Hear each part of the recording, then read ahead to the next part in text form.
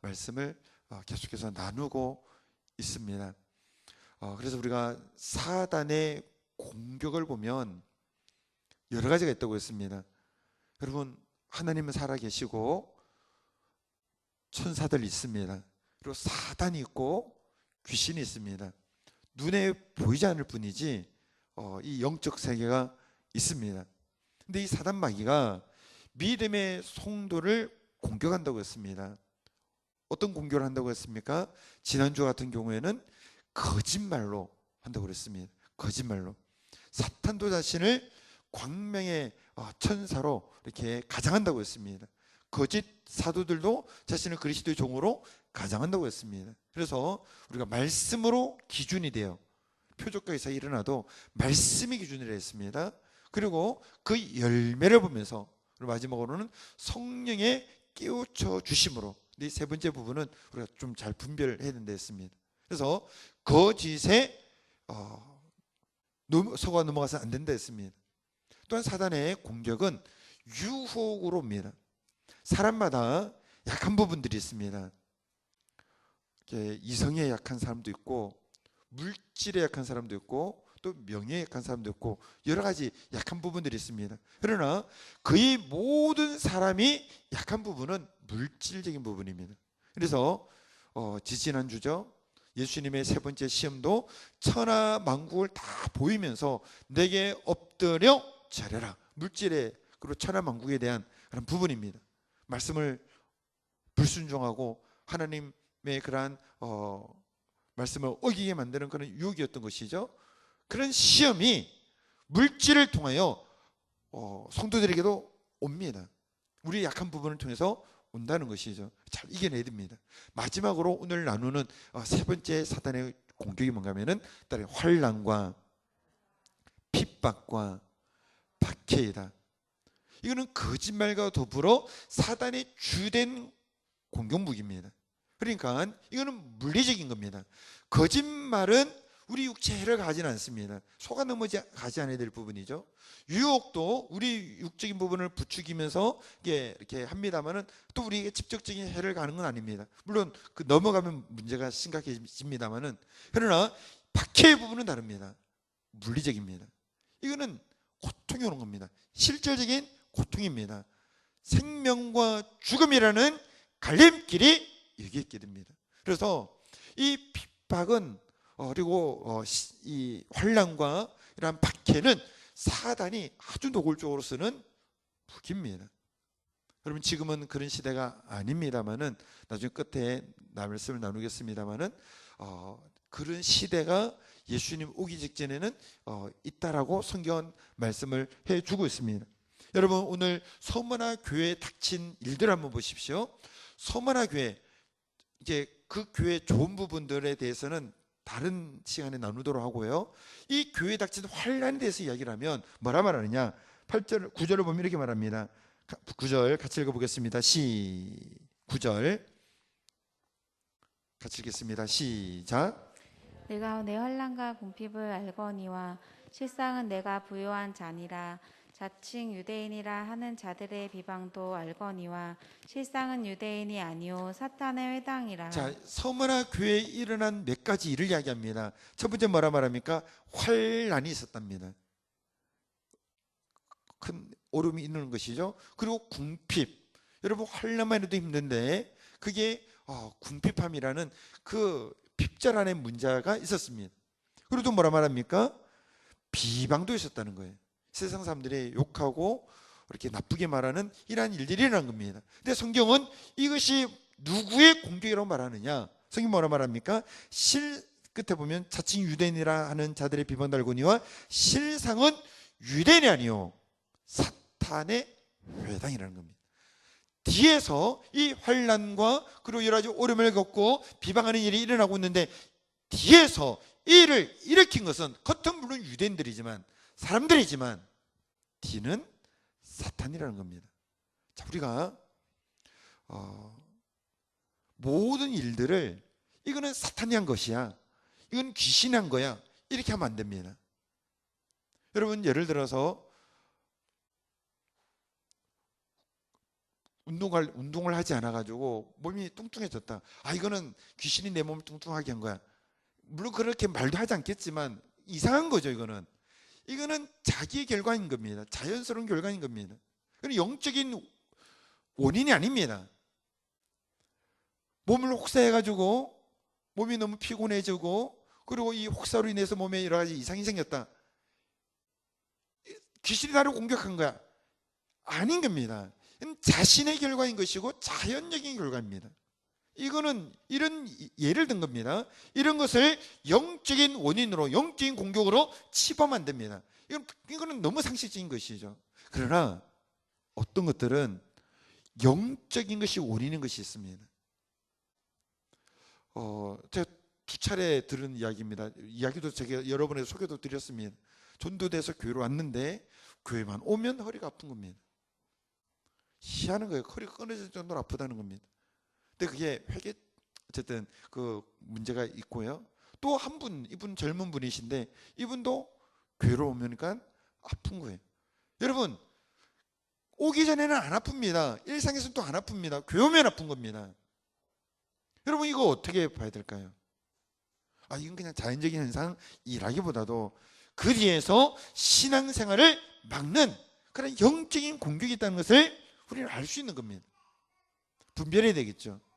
오늘 서머나 교회에 환난과 궁핍과 비방의 일이 일어났는데 그 뒤는 유대인이 아니라 사탄의 회당이라는 겁니다. 그러니까 여러분의 삶 속에, 자녀 속에 일어나는 일이든 부부간에 일어나는 일이든 여러분의 생활에 일어나는 일이든 교회에 어떤 맡겨진 사명 속에 일어나는 일이든 자연적인 결과인지 나의 어떤 행동의 결과인지 아니면 영적으로 사탄 마귀가, 귀신이 공격하는 것인지를 잘 분별해야 됩니다.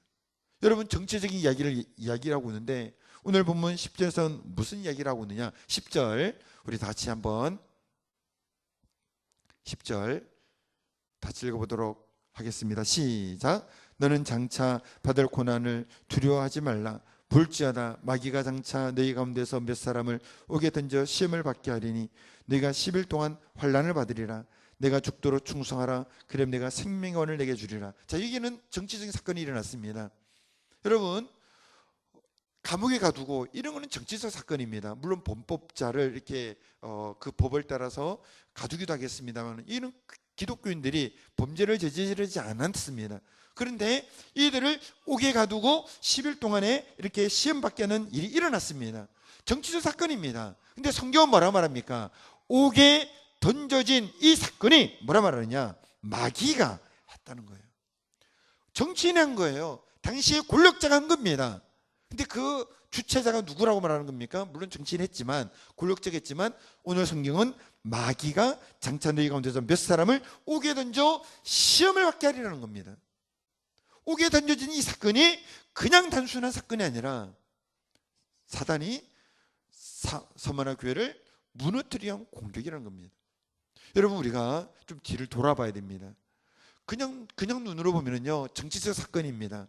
그냥 눈으로 보면 사람들의 그런 여러 가지 실수이거나 또는 어떤 이렇게 문제일 수 있습니다. 근데 그 결과가 교회를 혼란시키게 한다. 그 결과가 성도들의 믿음을 무너지게 한다. 교회를 공격한다. 그렇다면 그 뒤는 육의 눈이 아니라 영적인 눈으로 볼 때입니다. 사단의 공격입니다. 여러분, 우리가 코로나를 지났습니다. 제가 이거 새벽에 몇 번 이야기를 드렸습니고 그때도 여러 번 이야기도 드렸습니다만은 조심하고 또 우리가 상식적인 면에서 잘 지켜나가는 것은 당연히 해야 될 부분이고 또 교회라고 더 열심히 해야 될 부분인 것이죠. 그러나 전철도 운행되고 마트도 운행되고 28시간 더 밀집해서 직장 생활하는 그 모든 것들이 다 진행되어지고 오늘도 제가 지하철을 탔습니다만은 다 빡빡한 거예요. 그런데도 다 되는데 몇 천석 되는 교회에 방송 인원 20명만 딱 들어가게 하게 만들고 대면 예배를 금지시키는 일이 있었습니다.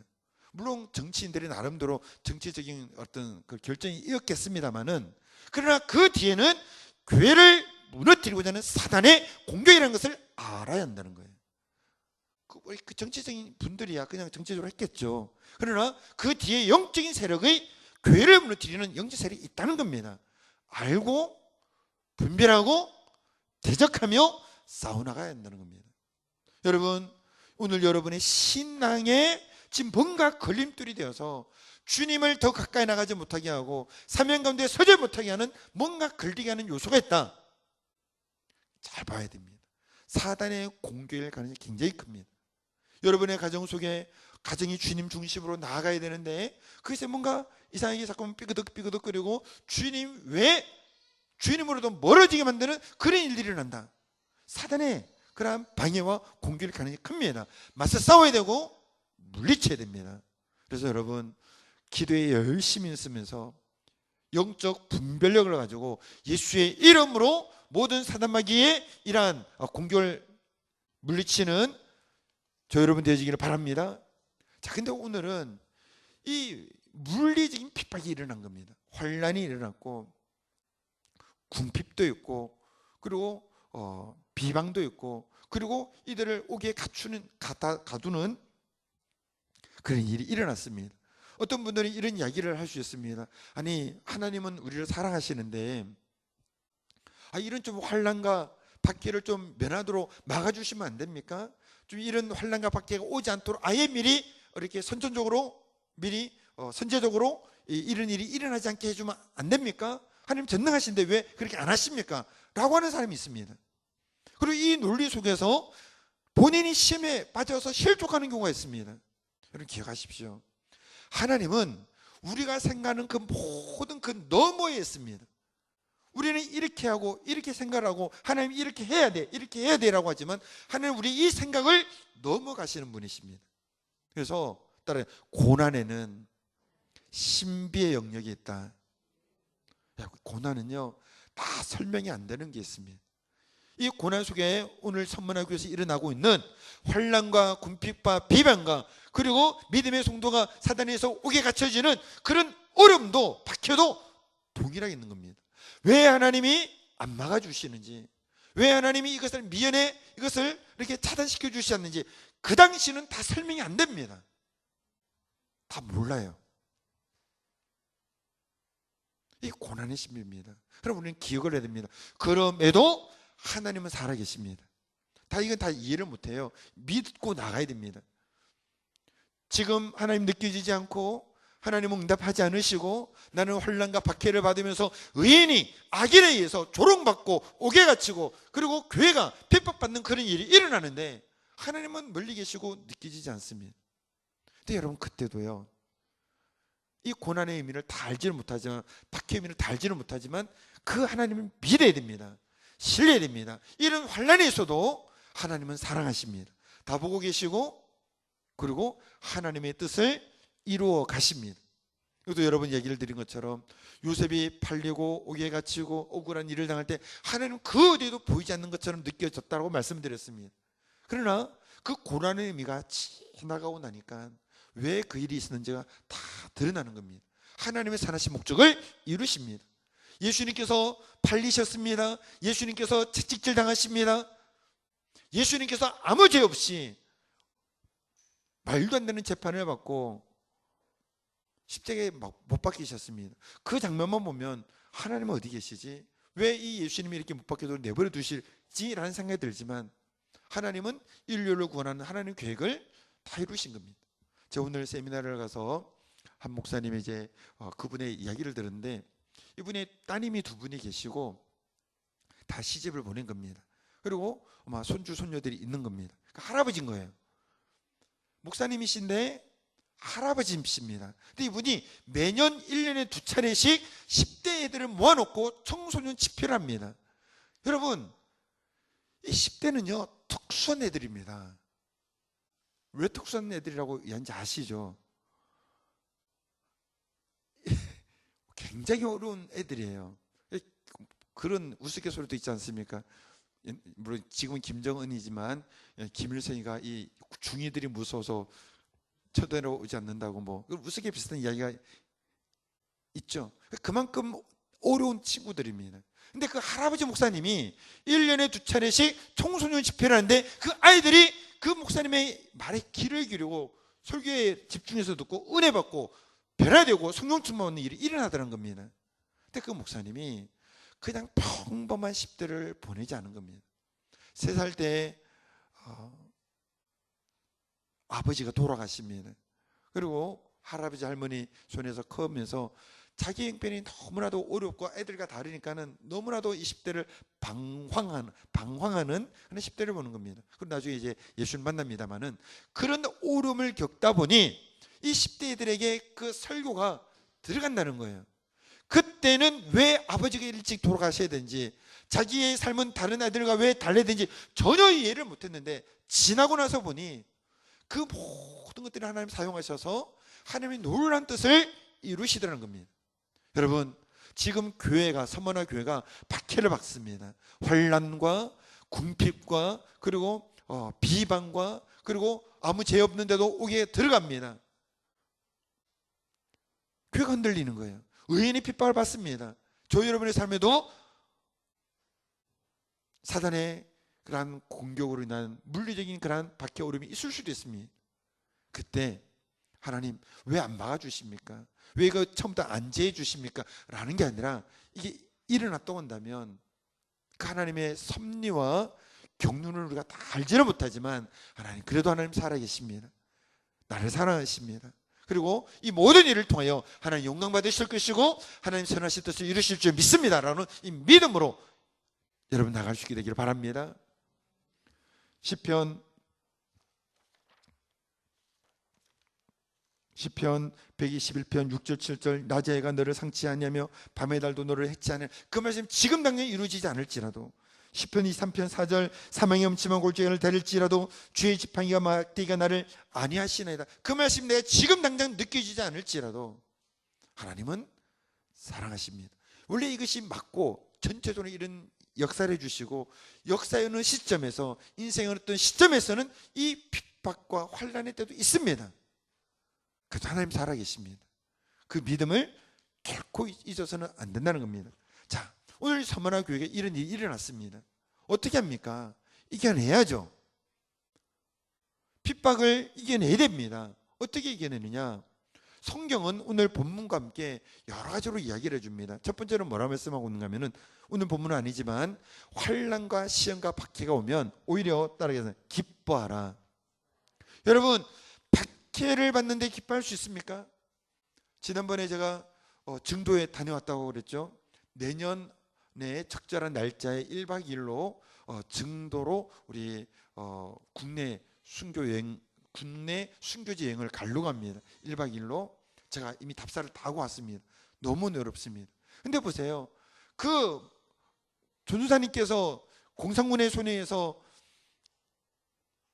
잔인하게 찔리시고 순교를 당하실 때 그것이 어떻게 기쁜 일이 되겠습니까? 육체적으로 일가족이 몰살당하고 교회가 불타고 이게 어떻게 기쁜 일이 되겠습니까? 근데 성경은 놀라운 이야기를 합니다. 박해를 당하고 어려움을 당할 때입니다. 뭐라 말하느냐? 베드로전서 4장 12절 14절에 보면요, 이렇게 말씀합니다. 같이 한번 읽어볼까요? 베드로 전서 4장 12절 14절 시작. 사랑하는 자들아, 너를 연단하려고 오는 불시험을 이상한 일 다하는 같이 이상히 여기지 말고 오히려 너희가 그리스도의 고난에 참여하는 것으로 즐거워하라. 이는 그의 영광을 나타내실 때 너희로 즐거워하고 기뻐하게 하려 함이라. 첫 번째 뭡니까? 그리스도 이름으로, 아니 앞에 보면 고난에 참여하는 것으로 즐거워라. 예수님 안 믿으면, 예수님에 대한 믿음을 지키지 않으면 굳이 받지 않아도 될 핍박을 믿음 지키기 때문에 지금 박해를 받고 환난을 당하는데 그때 즐거워하라는 겁니다. 정말 어려운 부분이죠. 순교를 당했는데 어떻게 즐거워할 수 있겠습니까? 근데 즐거워하라는 겁니다. 다시 14절을 보면요, 뭐라 말하느냐? 네가 그리스도 이름으로 치욕을 당하면 복 있는 자로다. 영광이 오고 하나님의 영이 너희 위에 계십니다. 자, 이것은 영적인 관점입니다. 생각 자체가 달라져야 됩니다. 그래서 눈으로 보면은 순교를 당하고 눈으로 보면은 어려움을 당했지만 믿음의 눈으로 봤을 때는 하나님의 큰 상급이 있고 하나님의 영광이 그 위에 있다라고 보면서 하나님으로 인하여 즐거워라고 말씀하고 있는 것이죠. 신앙 안에서만 가능한 일인 겁니다. 두 번째로 뭐라 말하냐? 따라해서 나 환난과 핍박을 받을 때 인내해야 된다. 이것도 우리가 많이 나누는 말씀이죠. 야고보서 1장 2절에서부터 4절을 같이 한번 읽어보겠습니다. 야고보서 1장 2절부터 4절 시작. 내 형제들아, 너희가 여러 가지 시험을 당하거든 온전히 기쁘게 여기라. 이는 너희 믿음의 시련이 인내를 만들어내는 줄 너희가 암이라. 4절. 인내를 온전히 이루라. 이는 너희로 온전하고 구비하여 조금도 부족함이 없게 하려 함이라. 인내를 온전히 이루라는 겁니다. 여러분, 이제 줄다리기를 하다 보면 이쪽에서 영차 당기고 저쪽에서 영차 당기는데 어느 순간 되어지면은 힘이 다 소진되지고 손바닥이 너무 아프고 이 줄다리기가 굉장히 힘듭니다. 근데 어느 순간 되면은 뭐밖에 할 수밖에 없느냐? 버티는 것밖에 할 수 없는 그 상황이 옵니다. 근데 그때 힘을 빼버리면 쫙 끌려갑니다. 근데 더 이상 힘을 쓸 수 없는 상황임에도 불구하고 끝까지 버티고 뒤로 이렇게 체중을 뒤로 실으면 끝까지 버티면 이기더라고요. 환난과 박해에 대해서 첫 번째는 물론 신앙 안에서여야 되지만 하나님 안에서 기뻐하라고 말하고요. 두 번째는 인내하라고 말합니다. 인내, 얼마나 힘든 거겠습니까? 자, 세 번째는 뭐라 말하느냐? 그건 오늘 본문이 말씀하고 있는 겁니다. 따라서 죽도록 충성하라. 인내와 같이 연관성에서 나오는 겁니다. 충성이 무엇입니까? 믿음을 지키는 겁니다. 신의를 지키는 겁니다. 하나님에 대한 우리의 마음을 변절시키지 않는 겁니다. 이게 충성입니다. 이 충성이 가장 잘 설명되어진 우리나라의 이야기가 있습니다. 예전에도 이것도 소개해드렸죠. 너무나도 귀한 우리나라의 이야기입니다. 바로 춘향전입니다. 이도령과 백년 가약을 맺었고 이도령이 다시 데리러 온다고 했습니다. 근데 이도령은 오지 않고 있고, 그리고 변사또가 유혹을 합니다. 넘어가지 않았더니 이번에는 결국은 감옥에 가두고 시련을 줍니다. 그래도 넘어가지 않습니다. 끝까지 그 마음을 지킵니다. 그리고 나중에 이도령이 오게 되어지고 만나게 되어지는 역사가 일어나는 것이죠. 주님 우리를 사랑해 주셨고 우리를 위해 생명을 주셨고 그리고 우리를 위해 다시금 우리를 데리러 오신다고 약속하셨습니다. 세상의 유혹이 와도 우리 마음 변절돼서 안 되겠죠. 세상의 핍박이 와도 주님을 향한 믿음을 잃어버려서는 안 된다는 겁니다. 저 여러분들이 옳은 부분이지만 끝까지 죽도록 충성할 수 있는 저 여러분 되시기를 바랍니다. 여러분 로마의 기독교 박해가요. 좀 보니까 AD 64년 네로의 황제부터 시작을 해가지고 313년 콘스탄티누스가 기독교를 공인하기까지 약 250년간, 여러분 그냥 5년 10년 이 정도가 아니라 약 250년간,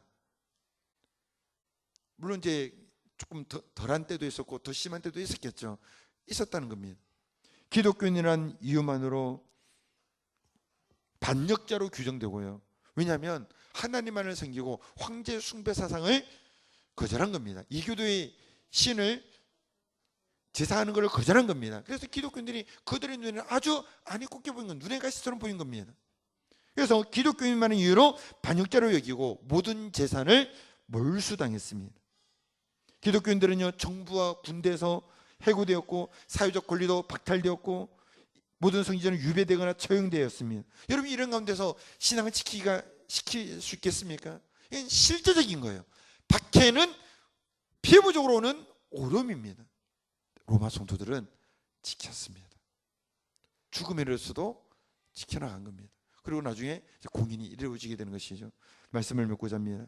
서두에 말씀드린 것처럼 주님 오시기 직전에도 환난과 핍박이 있다고 말씀하셨습니다. 물론 그런 것 없이 그냥 주님 오시고 우리가 이렇게 주님께서 우리를 데려가시면 참 좋겠지만 환난과 박해를 통과할 수도 있습니다. 그때 나는 이 믿음을 지킬 수 있느냐? 주님 우리의 생명을 주셨고 우리를 사랑해 주셨는데 그 박해 앞에서 나는 끝까지 주님에 대한 믿음을 지키고 충성할 수 있느냐? 물어봐야 됩니다. 그리고 끝까지 충성할 수 있는 믿음이 될 수 있도록 우리가 믿음의 힘을 키우고 또 주님의 사랑으로 충만케 하고 또 주님 앞에 충성된 마음을 끝까지 지키며 나갈 수 있도록 우리가 기도하며 나가야 될 줄 믿습니다. 우리 이렇게 기도하시.